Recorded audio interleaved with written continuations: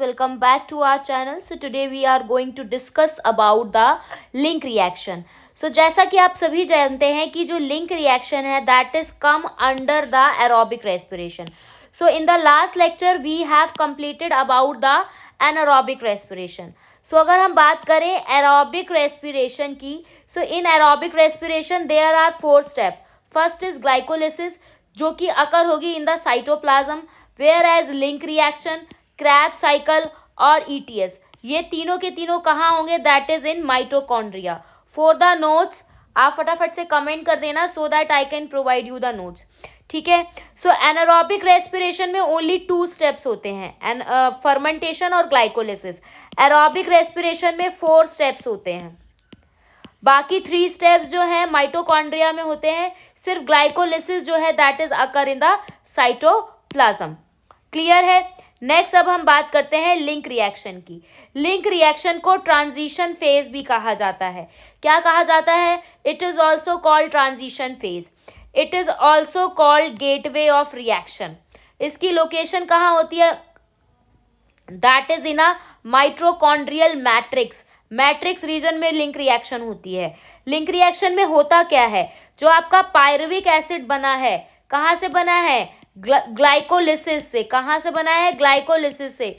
Glycolysis में जब glucose का मॉलिक्यूल ब्रेक डाउन हुआ था तो कितने पायरुविक एसिड बने थे? 2 मॉलिक्यूल्स पायरुविक एसिड बने थे.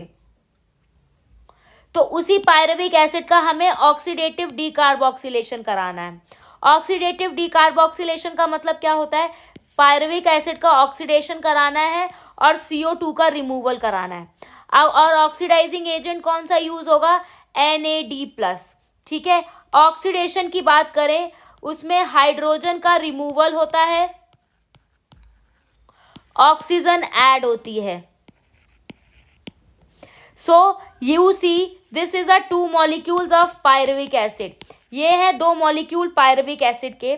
और अगर हम बात करें तो 2 मॉलिक्यूल्स ऑफ पायरुविक एसिड के साथ हमें 2 मॉलिक्यूल्स कोएंजाइम भी चाहिए. और हमारा ऑक्सीडाइजिंग कौन सा एजेंट यूज होगा? 2NAD+ वाला ऑक्सीडाइजिंग एजेंट यूज होगा. कौन सा एंजाइम होगा? That is pyruvate dehydrogenase. ये पायरुवेट डिहाइड्रोजिनेज क्या कराएगा? यही ऑक्सीडेशन कराएगा. आपको इस एंजाइम के नाम से ही पता चल रहा होगा, डिहाइड्रोजिनेज मतलब यही हाइड्रोजन का रिमूवल कराएगा. नेक्स्ट अगर हम बात करें दूसरा कौन सा एंजाइम होगा? That is pyruvate decarboxylase. कौन से आयन की प्रेजेंस में? मैग्नीशियम आयन की प्रेजेंस में. 2 मॉलिक्यूल्स ऑफ पायरुविक एसिड अब क्या बनेंगे? That is form 2 molecules of acetyl coenzyme A, because coenzyme A जो है that is going to be added in the product. और NAD+ ये क्या था? Oxidising agent. NAD+ क्या हो जाएगा? गेट रिड्यूस्ड हो जाएगा किसमें? 2NADH में और 2 हाइड्रोजन में. ये जो NADH है ये आगे जाके पार्टिसिपेट करेंगे ETS में. और कितने मॉलिक्यूल्स ऑफ CO2 रिलीज होगी? दैट 2 मॉलिक्यूल्स ऑफ CO2 जो है रिलीज होगी. So what are the products of link reaction? क्या क्या है जो लिंक रिएक्शन के जो है प्रोडक्ट्स बने हैं? अगर हम बात करें what are the products of link reaction, तो आपके पास लिंक रिएक्शन में था क्या? That is 2 molecules of pyruvic acid थे. 2 मॉलिक्यूल ऑफ पायरुविक एसिड से आपको क्या मिले? 2 एसिटाइल कोएंजाइम A मिले. क्या मिले? 2 एसिटाइल कोएंजाइम A मिले. और साथ के साथ 2NADH मिले. कितने उससे मिले? That is form 1 glucose. ठीक है. Is it clear? ठीक है. सो हमने 2 स्टेप्स जो है एरोबिक रेस्पिरेशन के कंप्लीट कर लिए हैं. एक मॉलिक्यूल था ग्लूकोज का, उस मॉलिक्यूल से आपको मिले 2 मॉलिक्यूल्स ऑफ पायरुविक एसिड. और 2 मॉलिक्यूल्स ऑफ पायरुविक एसिड से कितने एसिटाइल कोएंजाइम मिलेंगे? 2 एसिटाइल कोएंजाइम A मिलेंगे. अब आप याद करो ग्लूकोज में क्या क्या बना था. ठीक है. हम बार बार रिवाइज करेंगे सो दैट हम बिल्कुल भी ना भूलें. ग्लूकोज से जब 2 मॉलिक्यूल्स ऑफ पायरुविक एसिड बनते हैं तो यहाँ पे क्या मिलता है हमें? 2 मॉलिक्यूल्स ऑफ NADH मिलते हैं.